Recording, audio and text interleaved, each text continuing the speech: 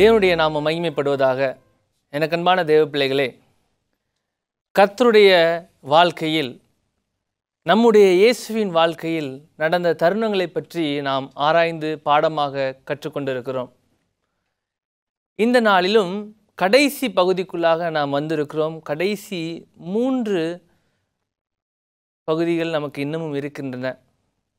நான் 4வதாகவும் ஒன்று இருக்கிறது, அது வித்தியாசமாக நாம் கொண்டு போகலாம் என்று திட்டமிட்டு இருக்கிறோம். கடைசி 3ஆக நான் எடுத்திருக்கிற ஒரு விஷயம் என்னவென்றால், இப்பொழுது இயேசு இதுவரை செய்த சம்பவங்களை நாம் பார்த்தோம், அந்த நபர்களை பார்த்தோம், அவருக்குள்ளாக இருக்கிற பாடங்களை நாம் கற்றுக்கொண்டோம்.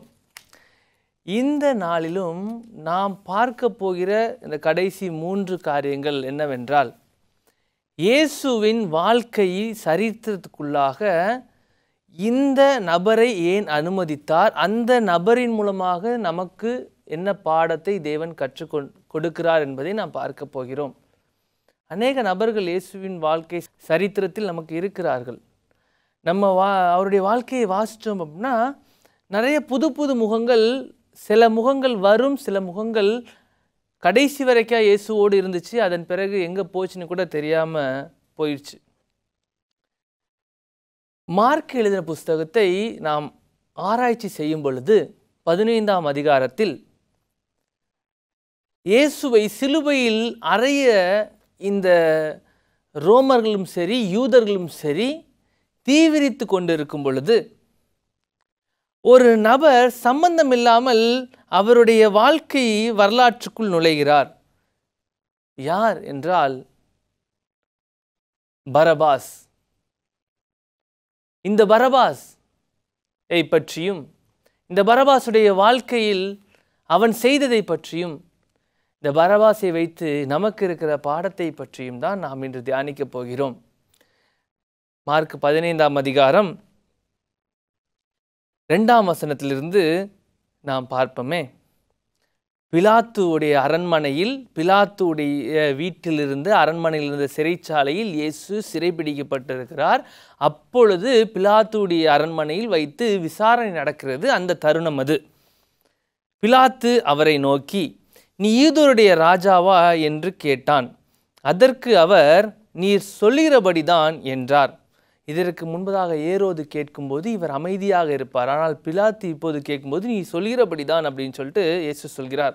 பிரதான ஆசாரியர்கள் அவர் மேல் அநேக குற்றங்களை சாட்டினார்கள், அவரோ மறுதரம் ஒன்றும் சொல்லவில்லை. அப்பொழுது பிலாத்து மறுபடியும் அவரை நோக்கி, இதோ இவர்கள் உம்மேல் எத்தனையோ குற்றங்களை சாட்டுகிறார்களே, அதற்கு நீ உத்தரவு ஒன்றும் சொல்லுகிறதில்லையா என்று கேட்டான். இயேசுவோ அப்பொழுது உத்தரவு ஒன்றும் சொல்லவில்லை. அதனால் பிலாத்து ஆச்சரியப்பட்டான். 6வது வசனம் சொல்லுது பாருங்க.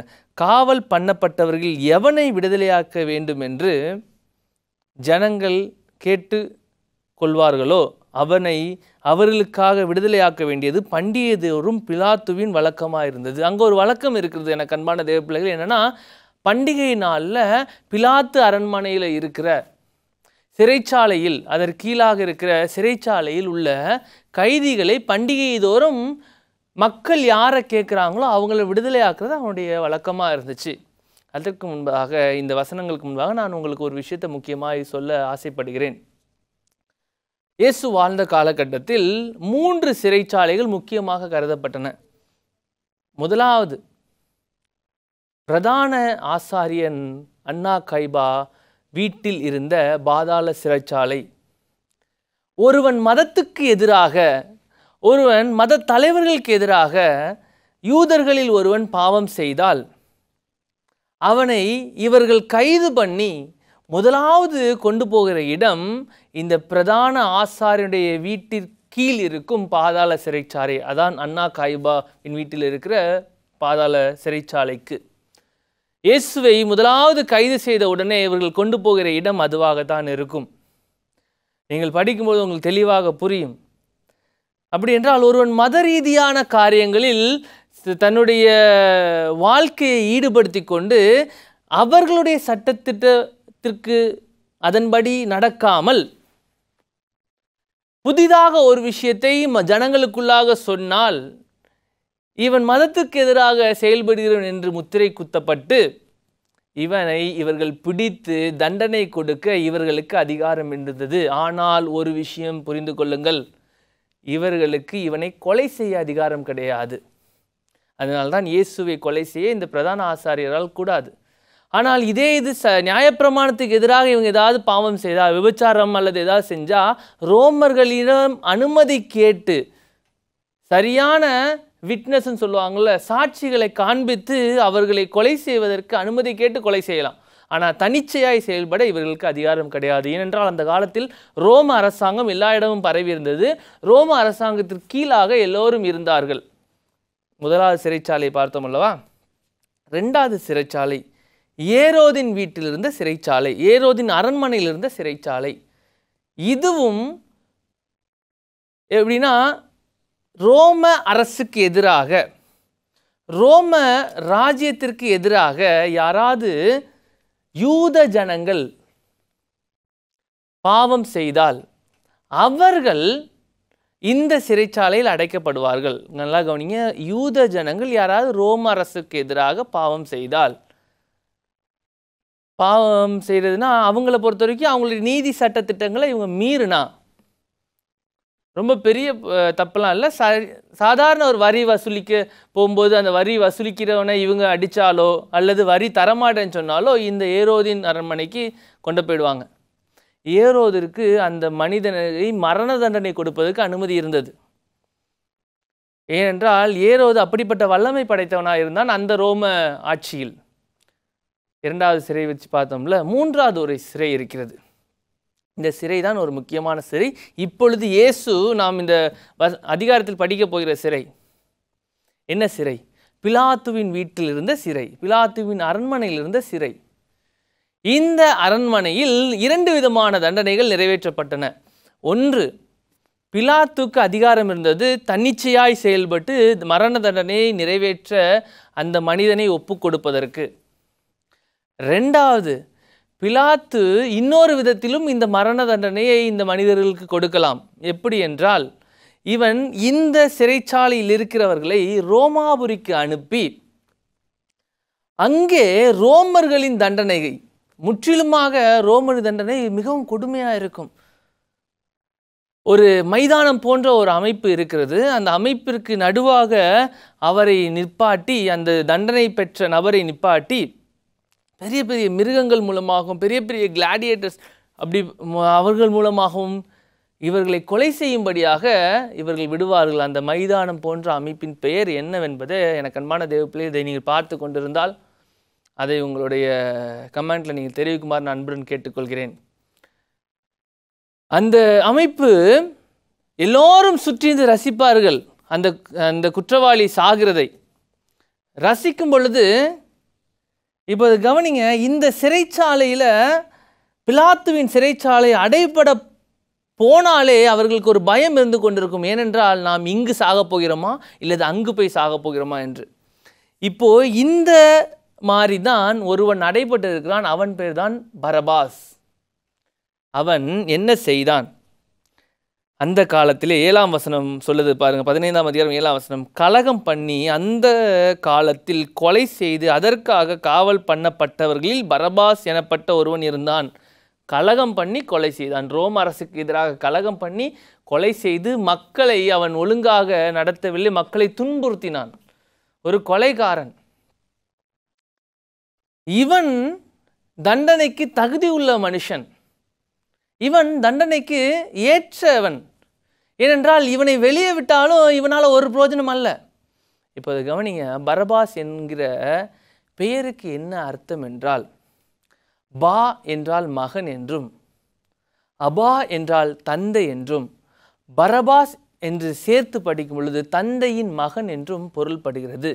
சில வரலாற்று ஆசிரியர்கள் இந்த பாடத்தை படிக்கும் பொழுது நான் தெரிந்து கொண்ட ஒரு விஷயம், பரபாஸ் என்பது பொதுவான பெயர். இது இவனுடைய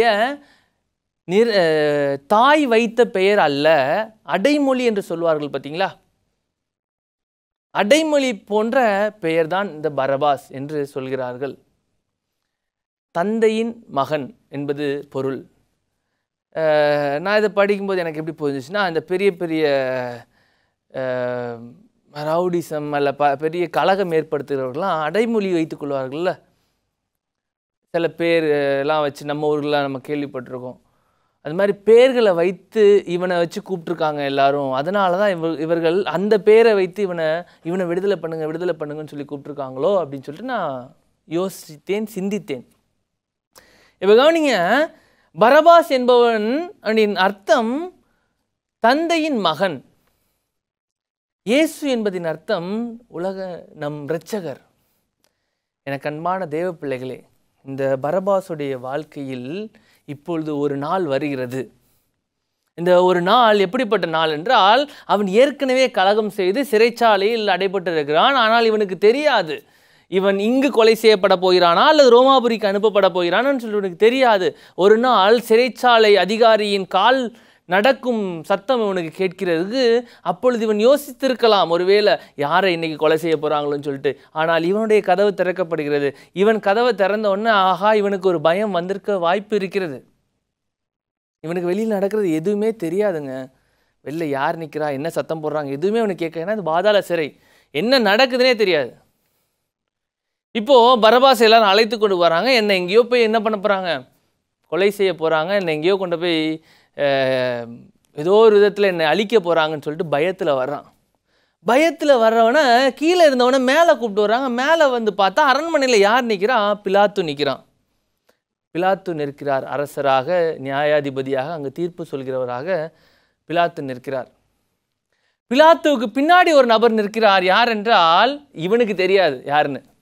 ஏதோ ஒருவர் அடிக்கப்பட்டு இரத்தம் சிந்தப்பட்டு அவர் அங்கே இருக்கிறார். இதை பரபாஸ் பார்த்த உடனே ஏதோ ஒரு மனுஷன் போல இருக்கு அப்படின்னு தான் கண்டிப்பாக நினச்சிருப்பார். அவருக்கு ஒன்றுமே தெரியாதுல்ல, உள்ளே என்ன நடந்துச்சு என்ன நடக்குது எதுவுமே தெரியாதுல்ல. இப்போது பிலாத்து கேட்கிறார். என்ன கேட்கிறார் பாருங்க, 8ஆம் வசனம். ஜனங்கள் வழக்கத்தின்படியே தங்களுக்கு ஒருவனை விடுதலையாக்க வேண்டும் என்று சத்தமிட்டு கேட்டுக்கொள்ள தொடங்கினார்கள். பொறாமையினால் பிரதான ஆசாரியர்கள் அவரை ஒப்பு கொடுத்தார்கள் என்று பிலாத்து அறிந்து அவர்களை நோக்கி, நான் யூதருடைய ராஜாவை உங்களுக்கு விடுதலை ஆக்க வேண்டும் என்றீர்களா என்று கேட்டான். பரபாசை தங்களுக்கு விடுதலை ஆக்க வேண்டும் என்று ஜனங்கள் கேட்டுக்கொண்டார். மறுபடியும் பிலாத்து கேட்கிறார், யூதருடைய ராஜான்னு சொல்லுகிற இவரை நான் மறுபடியும் விடுதலை ஆக்கணுமா இல்லை இவரை விடுதலை ஆக்கணுமான்னு சொல்லிட்டு. பரபாஸோடைய மனசு என்னவா இருந்திருக்கும் யோசிச்சு பாருங்க.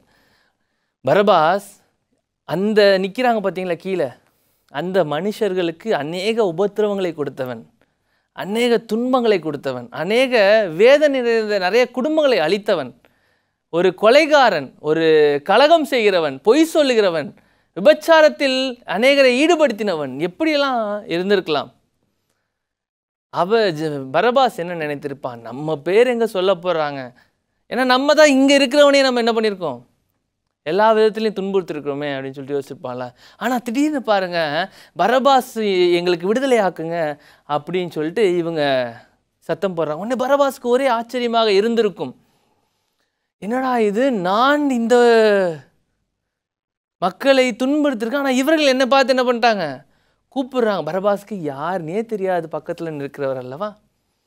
உடனே ஒருவேளை நினச்சிருப்பான், அப்போது நம்மளையே இவங்க கூப்பிடுறாங்கன்னா பக்கத்தில் நிற்கிற நபர் நம்மை காட்டிலும் எப்படியா இருந்திருப்பார், நம்மளை காட்டிலும் ஒரு பெரிய ஆள் போல இருக்கு, நம்மளை காட்டு மோசமான குற்றத்தை செஞ்சுருக்கிறாரு போல இருக்குது, அதனால தான் இவங்க இவரை வெறுக்கிறாங்க, நம்மளை இது பண்ணுறாங்க அப்படின்னு சொல்லிட்டு பரபாஸ்க்கு ஒரு எண்ணம் வந்திருக்கலாம்.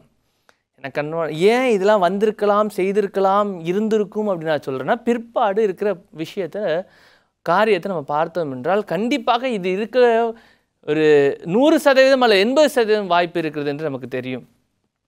பரபாஸுடைய வாழ்க்கையை நாம் பார்த்து கொண்டு இருக்கிறோம். பரபாஸ் விடுதலை பெற்று விட்டான். விடுதலை பெற்ற உடனே கீழே இறங்கி வருகிறான். வந்த உடனே இவனுக்குன்னு ஒரு சில கூட்டம் இருக்கும்ல, அவங்கக்கிட்ட விசாரிக்க வாய்ப்பு இருக்குது.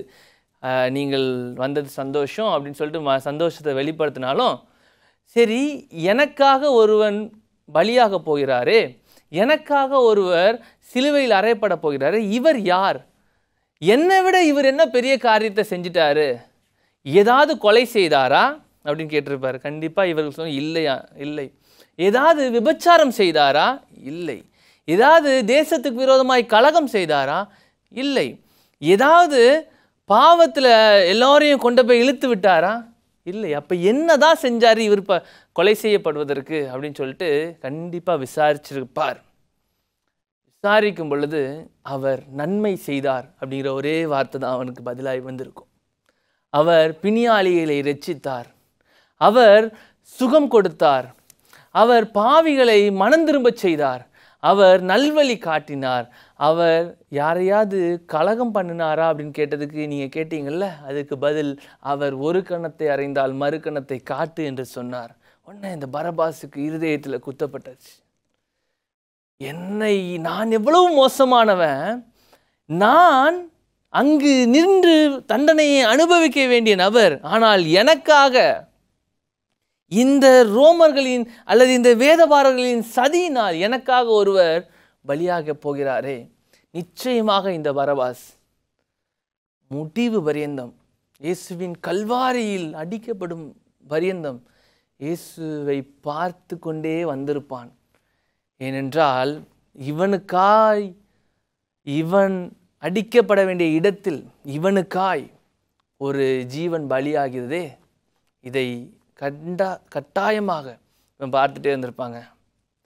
எதை வச்சு சொல்கிறேன்னா, கண்டிப்பாக கடைசி காலகட்டத்தில் அதன் பிறகு இந்த பரபாஸ் என்ன ஆனா அப்படிங்கிறத நம்ம பார்த்துட்டு நமக்கு இருக்கிற பாடத்தை நம்ம பார்ப்போமே. வரலாற்று ஆசிரியர்கள் சொல்கிறார்கள், வேதாகமத்தில் இந்த இது இல்லை, வரலாற்று ஆசிரியர்கள் சொல்கிறார்கள், பரபாஸ் கர்த்தருக்காக தன்னுடைய வாழ்க்கையை மாற்றினான் என்றும், சிசிலியா நாட்டில் அவன் அதன் பிறகு ஊழியம் செய்தான் என்றும், இயேசு கிறிஸ்துவுக்காக தன்னுடைய ஜீவனை கொடுத்தான், ரோமாபுரிகள் மத்தியில் அவன் இரத்த சாட்சியாய் மரித்தான் என்றும் வரலாற்று ஆசிரியர்கள் சொல்கிறார்கள். கண்பான தேவ பிள்ளைகளே, இந்த பரபாஸ் யார்? யோசித்து பாருங்கள். நாம் முடிக்கிற நேரத்துக்கு வந்திருக்கோம். இந்த பரபாஸ் யார்? நாமே அந்த பரபாஸ். நாம் தான் தண்டனைக்கு ஏற்றவர்கள். நாம் செய்கிற பாவங்கள் தான் மோசமானது. ஆனால் தண்டனையே பெற தகுதி இல்லாத, பாவமே செய்யாத ஒரு நபர் நமக்காக பாவமானார். அந்த காலத்தில் இதை நான் இப்படி படிப்போமா? பரபாஸ் என்றால் என்ன அர்த்தம்? தகப்பனின் மகன். இப்போது உங்கள் முன்னாடி இருக்கிறது என்ன தெரியுமா? இங்கேயும் ஒரு பரபாஸ், இங்கேயும் பரபாஸ். நீங்கள் எந்த பரபாஸை நீங்கள் தேர்ந்தெடுக்க போகிறீர்கள்? உங்களுக்கு புரிகிற மாதிரி சொல்கிறேன். இங்கே சாத்தானுக்கு இன்னொரு பேர் இருக்குது, கேட்டின் மகன், பாவத்தின் மகன் என்று ஒரு பேர் இருக்குது. சாத்தானுக்கு இன்னொரு பேரில் அவனை அழைப்பாங்க, அவன் கேட்டின் மகன் என்று. இயேசுவுக்கும் ஒரு பெயர் இருக்குது, அவர் பரமபிதாவின் மகன் என்று. இவரும் தகப்பனின் மகன்தான். பரமபிதா என்னும் தகப்பனின் மகன், இவரும் தகப்பனின் மகன். என்ன மகன்? பிசாசின் மகன், பாவத்தின் மகன். பாவம் இவன் மூலமாகவே ஆரம்பிக்கப்பட்டது, இவன் பாவத்தினால் உண்டானவன். இங்கிருக்கிற பரபாசோ பரிசுத்தத்தினால் உண்டானவர். அன்னைக்கு இருந்த ரோமர்கள், அன்னைக்கு இருந்த வேதபாரர்கள், எங்களுக்கு இந்த பரிசுத்தமான தகப்பனின் மகன், பிதாவுடைய மகன், தேவகுமாரன் எங்களுக்கு வேண்டாம். பாவமான இந்த பரபாஸ், கொலைகாரன், கொலைபாதகன், எல்லோரையும் வேசித்தனத்துக்குள் நடத்துகிறவன், எல்லோரையும் பாவம் செய்ய வைக்கிறவன், இவன் எங்களுக்கு வேணும் சொல்லி அந்த உலகம், அந்த காலத்தில் இருந்த யூதர்களும் வேதபாரர்களும் பரிசேயர்களும் வேத தலைவர்களும் அவர்கள் கேட்டுக்கொண்டார்கள். இன்றைக்கு நீங்கள் எந்த பரபாசை தேர்ந்தெடுக்கப் போகிறீர்கள்? உங்கள் வாழ்க்கையில் எல்லா விதமான தருணங்களிலும் இதாங்க மாபெரும் போராட்டம். கடந்த காலாண்டில் நம்ம படித்தோம். எல்லா விதமான தருணங்களிலும் 2 விதமான சக்திகள் இருக்கிறது. ஒன்று கேட்டின் மகன், இன்னொன்று பரமபிதாவின் மகன். ஒன்று பாவம் செய்ய உங்களை தூண்டுகிறவன், ஒன்று உங்களை அழிவுக்கு நேராக வழி நடத்துகிறவன், இன்னொன்று உங்களை ஜீவ பாதைக்காக வழிநடத்துகிறவர். இந்த சாத்தானுடைய வழியில் நீங்கள் சென்றீர்கள் என்றால் இந்த யூதர்களைப் போல, இந்த ரோமர்களைப் போல இயேசுவை சிலுவையில் அறைய ஒப்பு கொடுத்தவர்களாய் நீங்கள் இருப்பீர்கள். உங்களுக்காய் பாவத்தை மன்னிக்க, உங்களுடைய பாவங்களை இருந்து உங்களை இரட்சிக்க வந்த இயேசுவை சிலுவையில் அடிக்க ஒப்பு கொடுத்தவர்களாய் நீங்கள் இருக்கிறீர்கள். இயேசுவை நாம் ஒருபோதும் மறக்க வேண்டாம். நாம் வாழ்க்கையில் நான் பழைய மாபெரும் போராட்ட புஸ்தகத்தை நான் பார்த்துருக்கேன். நீங்கள் பார்த்துருக்கீங்களான்னு எனக்கு தெரில. பழைய மாபெரும் போராட்ட புஸ்தகம் எப்படி இருக்குன்னா, இந்த சைடு ஒரு மனுஷன், இல்லை இந்த சைடு ஒரு சாத்தான், இந்த சைடு இயேசு கிறிஸ்து, நடுவாக மனிதன். 2 சைடில் இவன் தலையில் கை வச்சுட்டு கீழே உட்காந்துருப்பான். இதுதான் பழைய மாபெரும் போராட்ட புஸ்தகத்தில் இருக்கிற ஃப்ரண்ட்டு இது இருக்கும், ஃப்ரண்ட்டு பகுதி. எனக்கு அன்பான தேவ பிள்ளைகளே, வலு சர்ப்பம் கடைசி காலத்தில் மிகவும் மோசமாகவும் மிகவும் பலனுள்ளதாகவும் செயல்படும். கூடுமானால் வானத்தின் நட்சத்திரத்தை போல இருக்கிறவர்களை கூட விழத்தள்ளுவான் என்று வேதாகம் சொல்லுகிறது. நீங்கள் எத்தனை வருஷம்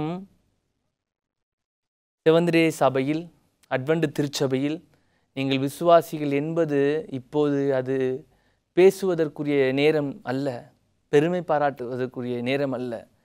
இந்த காலத்தில் நீங்கள் எந்த வரவாசை தேர்ந்தெடுக்கிறீர்கள் என்பதே உங்கள் கையிலும் உங்களுடைய வாழ்க்கையின் எதிர்காலமும் அதில் தான் இருக்கிறது. நித்திய ஜீவனா, நரகமா, பரலோகமா, அழிவுள்ள அல்லது கொடுமையான வாழ்க்கையா? அழிந்து போகிற இந்த ஆத்துமாவை நாம் ரட்சிக்க வேண்டும் என்றால் நாம் நித்திய ஜீவனுக்கு நேராக நாம் இந்த பக்கத்தில் இருக்கிற பரபாஸ் என்னும் இயேசுவை, தேவ பிதாவின் மகனை, தேவ பிதாவின் ஒரே பேரான குமாரனை நாம் எடுத்துக்கொள்ள வேண்டும். இந்த பரபாசுடைய வாழ்க்கை எதற்காக இயேசுவின் சரித்திரத்துக்குள் வந்துச்சு அப்படின்னா, நாம் அந்த பரபாஸ் என்று முதலாவது நாம் உணரும் வண்ணமாகவும், நமக்காக பாவமே இல்லாதவர் பாவமானார் என்று முதலாவது நாம் உணரும் வண்ணமாகவும், 2வது நாம் எந்த பரபாசை தேர்ந்தெடுப்போம் என்பதை நாம் உணரும் வண்ணமாகவும் அப்படின்னு தான் நான் படித்தேன். எனக்கு அன்பான தேவ பிள்ளைகளே, இதை கேட்டுக்கொண்டிருக்கிற நீங்கள், இனி வரும் நாட்கள் மிகவும் கொடுமையாக உள்ளதாகவும் மிகவும் ஆபத்து நிறைந்ததாகவும் இருக்கப் போகிறது. எனவே திடன் கொள்ளுங்கள், உலகத்தின் இரட்சகர் உங்களோடு இருக்கிறார்.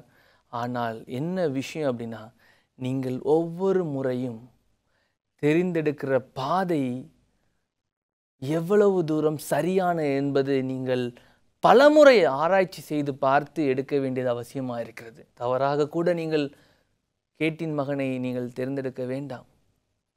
ஜெபத்தோடு கடைசி நாட்களில் நாம் பிரயாணிப்போம். விழுந்து போயிருந்தாலும் பரவாயில்ல, எழுந்து நிற்கலாம். தேவன் அதுக்கு நம்பிக்கையை உங்களுக்கு, விசுவாசத்தையும் தேவன் தருவார். கண்களை மூடி நாம் ஜெபிப்போம். எங்களை அளவுக்கு அதிகமாக நேசிக்கிற நல்ல தகப்பனே, இந்த வேளையிலும் பரபாசை கொண்டு எங்கள் வாழ்க்கையில் அநேக பாடங்களை நீர் கற்பித்து கொடுத்தீர். இன்னும் ஆழமான பாடங்கள் எங்களுக்கு சொல்லித்தர இருக்கிறீர். ஆண்டவரே, கடைசி நாட்களில் நாங்கள் இந்த மாபெரும் போராட்டத்தின் காலத்தில் நாங்கள் எதை தேர்ந்தெடுக்கிறோம் என்பதில் நாங்கள் கவனமாக இருக்க நீர் எங்களுக்கு ஞானத்தையும் அறிவையும் கற்பித்து தாங்க. நீர் கரம் பிடித்து நடத்துங்க. சாத்தானுடைய வழியில் நாங்கள் சென்று அழிந்து போக விரும்பவில்லை. நீரே எங்களை பாதுகாத்து கொள்ளுங்க. இயேசுவின் வழியாய் ஜெபிக்கிறோம். ஜெபம் கேளும் ஜீவன் நல்லது. ஆமென்.